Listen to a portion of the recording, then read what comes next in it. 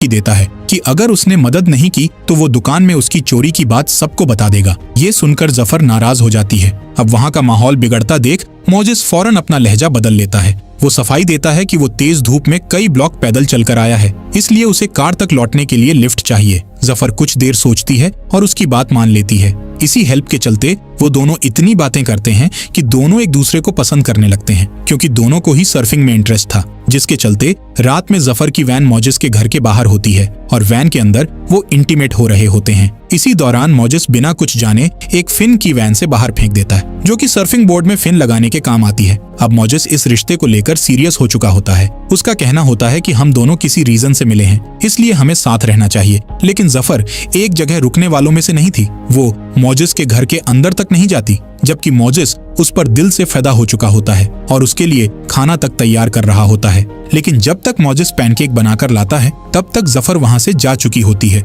जिससे मोजिस काफी दुखी हो जाता है। इसके बाद जफर सर्फिंग करने एक बीच पर जाती है, जहां वैन पार्क करने के बाद उसे अपने सर्फ बोर्ड में फिन की लगाना था, लेकिन फिन की उसके पास नहीं थी, क्योंकि वो तो मोजिस ने बाहर फेंक दी थी।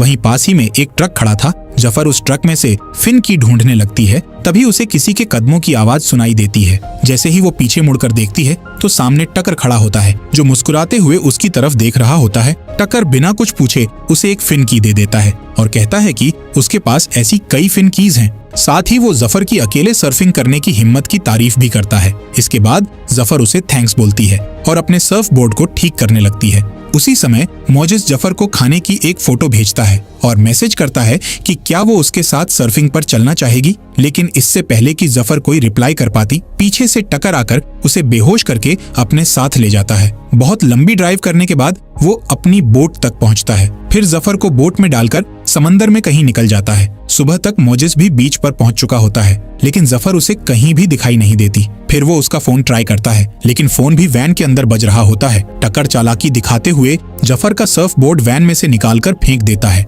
लेकिन फोन छोड़ देता है ताकि ऐसा लगे कि जफर सर्फिंग करने गई थी और पानी में ही डूब गई होगी। उधर जफर की आंख खुलती है तो वो बोट के नीचे वाले रूम में होती है, जहां उसे एक बेड से बांधा गया था और साथ वाले बेड पर बंधी हुई होती है हैदर, जिसे हमने कहानी की शुरुआत में देखा था। यानी वो अब भी जिंदा होती है। जफर घबराकर चिल्लाने लगती है, लेकिन इस बीच समंदर में उसकी चीख सुनने वाला कोई नहीं होता। हैदर उसे समझाती है कि मैंने बहुत कोशिश की, लेकिन यहाँ समंदर में हमारी आवाज सिर्फ हम तक ही आती है। साथ ही वो बताती है कि वो खुद यहाँ बहुत समय से फंसी हुई है। ये सुनकर जफर और भी ज्यादा घबरा जाती है। जफर हथकड़ी खोलने का कोई सामान ढूंढने लगती है, लेकिन ऐसा कुछ भी उनके आसपास नहीं होता। इसी बीच जफर की नजर दीवार पर पड़ती है, जिस पर एक लड़की का नाम लिखा होता है। उस नाम को देखकर जफर कुछ देर के लिए सुन्न रह जाती है, क्योंकि उसे पता चल जाता है कि यहाँ पहले भी किसी लड़की को कैद किया गया था, जिसने उम्मीद हारकर दीवार पर अपना नाम लिखा होगा। जब उसे यकीन हो गया होगा कि अब वो नहीं बच पाएगी। उधर टकर आराम से डेक पर बैठकर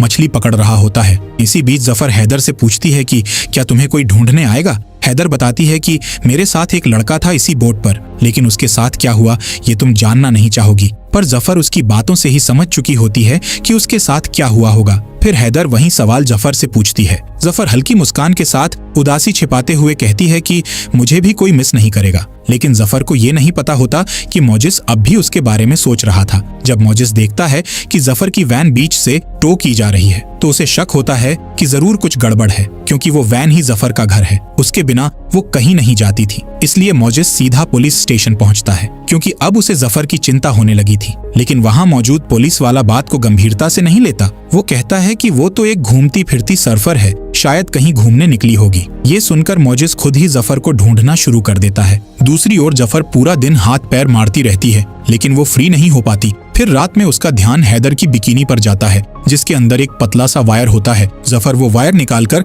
हथकड़ी खोलने की कोशिश करने लगती है। तभी टकर उन दोनों के लिए ब्रेड और पानी लेकर आ जाता है। वो रूम बहुत गर्म होता है, जिस वजह से दोनों के गले सूख रहे थे। हैदर जल्दी से पानी पी लेती है, लेकिन जिस तरह से वो खुद को ढक रही थी, टकर को शक हो जाता है। टकर चादर हटाने ही वाला होता है कि जफर उसका ध्यान अपनी तरफ खींचने के लिए कहती है, मेरा खाना मुझे दे दो, जिसके बाद वो भी पानी पी लेती है। थोड़ी देर बाद टकर वहां से चला जाता है और जफर फिर से हथकड़ी खोलने की कोशिश करने लगती है, लेकिन तभी उसके ऊपर बेहोशी छाने लगती है, क्योंकि टकर ने पानी में बेहोशी की दवा मिला रखी थी। इससे पहले कि वो खुद को आजाद कर पाती, टकर उसे पकड़ लेता है और जब जफर की आंख खुलती है तो वो खुद को डेक पर एक चेयर से बंधा हुआ पाती है। टकर ने हैदर को भी एक हार्नेस पर बांध रखा था।